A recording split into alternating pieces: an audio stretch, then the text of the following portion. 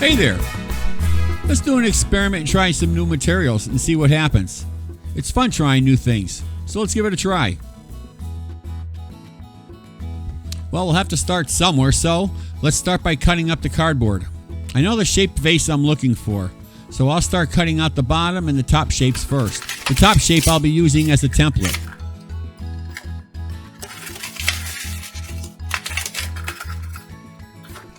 I'll be using this wrapping paper tube to form the shape of the vase. I'm cutting out the left side and the right side of the vase. This will also give me its height and width.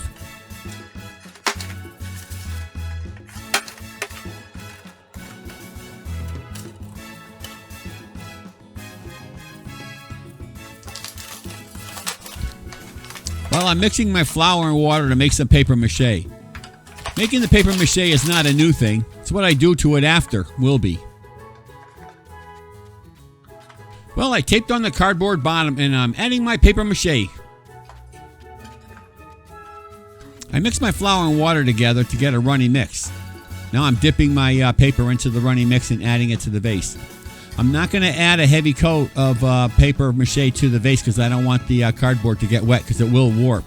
So I'm going to put on one thin coat and let it dry, and then I'll add another coat to it. I also added plastic bags inside the cardboard to keep it from collapsing from the wet paper mache.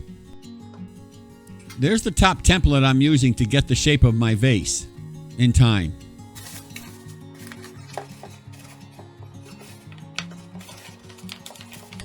There's some of the plastic bags I stuffed inside to keep it shaped. What I'm using now is a coat hanger wire. I bent one end to a 90-degree angle, and I'm pushing it through to the other side of the vase to compress its shape to the look I want. I'm doing both sides, the left side and the right side of the vase. This will give the vase an oblong appearance. At this point, I have already added 2 or 3 layers of paper mache and it's already hardened. So now I'm ready to add some design work to it. Oh yeah, don't forget to subscribe. Do it now. Oh, and if you can, I'd really appreciate a like. It would really, really help me out because those algorithms, they look for that stuff. And they are a pain. Thank you.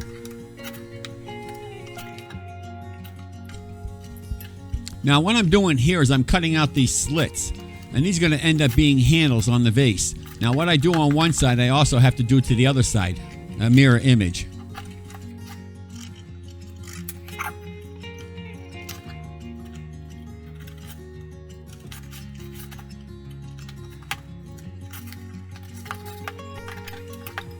I just added a metal can to the inside of the vase, and I'm tying string around the can to form its shape. The can will be staying inside the vase. It is a permanent fixture now.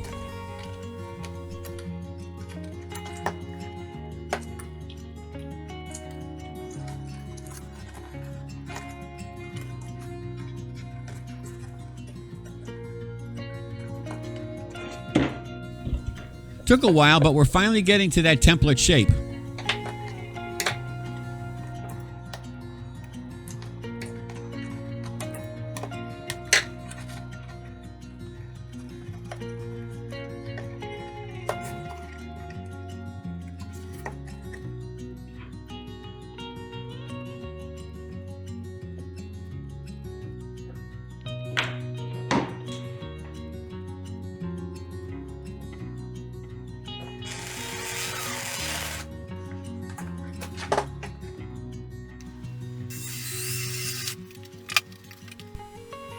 Doing some more design work, but remember, what I do to one side, I have to do to the other side, just a mirror image.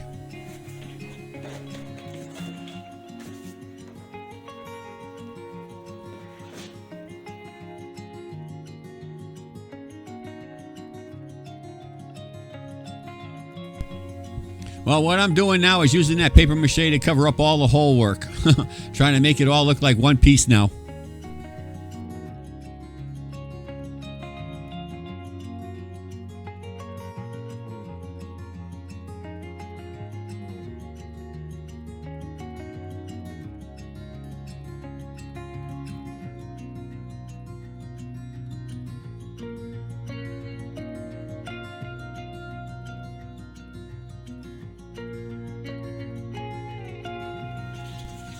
Here's a nifty idea right here. I'm rolling up some of that cardboard tubing, and I'm going to be inserting it in the holes that I drilled. And I'll be using the paper mache to anchor it in place.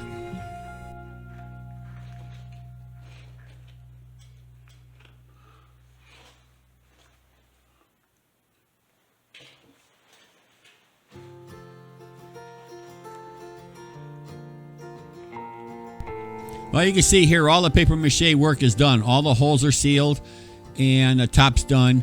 And now I'm just going to let this sit and dry. Ready for my next big reveal. Well, before the big reveal, I forgot. I have to drill some air holes in the bottom of this. And then the big reveal.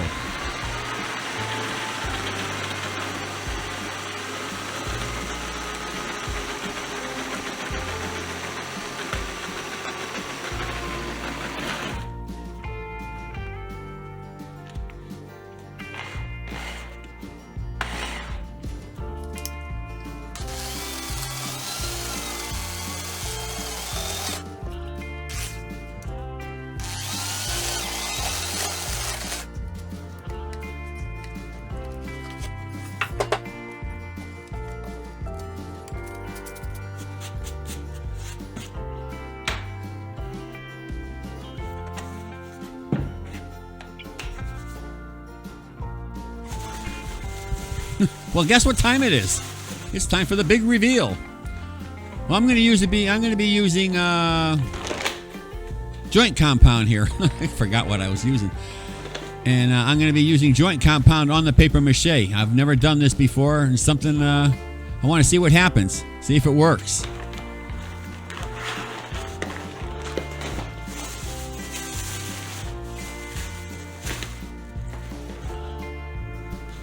And joint compound's easy to work with. You just add water to it and apply it to the surface and let it dry.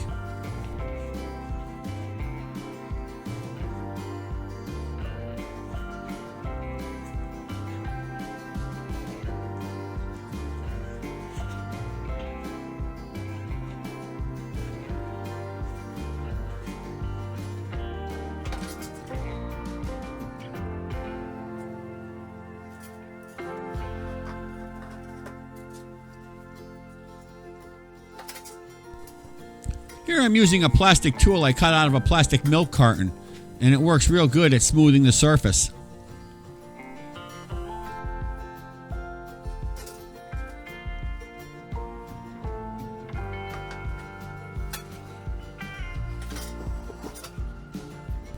And while you're at it, I'd really appreciate a like at this point, because those algorithms, they look for that kind of stuff. It really helped me out.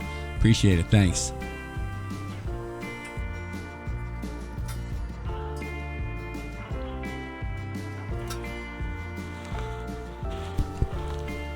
Okay, problems. I don't know what happened here. I think I may have put it on too thick, or the paper mache is just not a good base material to apply this compound to.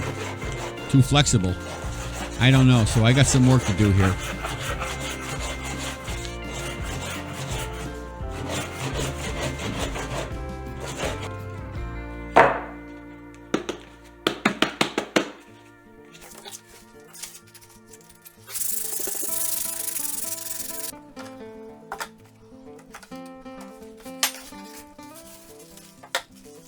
I'm going to be adding another thin coat of compound, hoping it'll fill in all the cracks and hold it all together. But I'm also going to be adding a little color here too. I'm wetting the surface with a sponge, hoping that I can get a good bond with this new compound I'm going to be adding.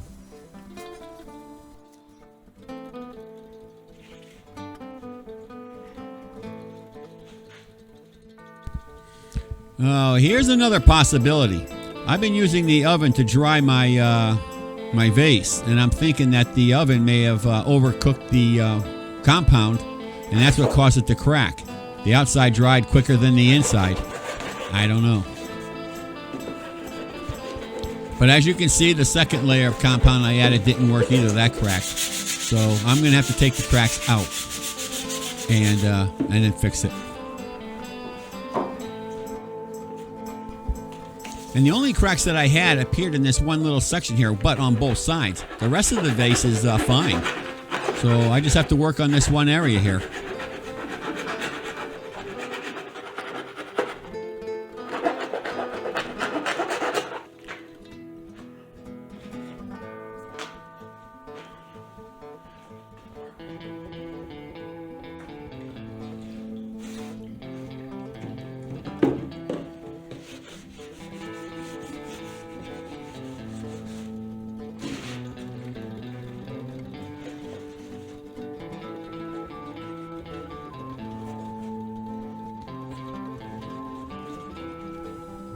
Now I'm going to be adding thin layers, very thin layers of compound.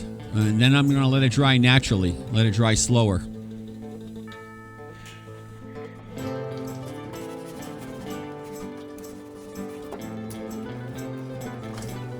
I'm also thinking it needs some kind of fiber to hold it together.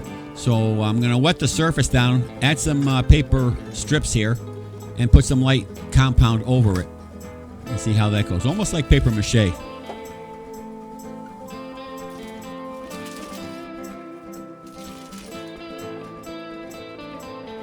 Well, in the end, I gotta say it did work, but I wouldn't be doing this again over paper mache. I think paper mache is just not the right base to be working on. But I will be doing this again. So here's the final results. Hope you like it.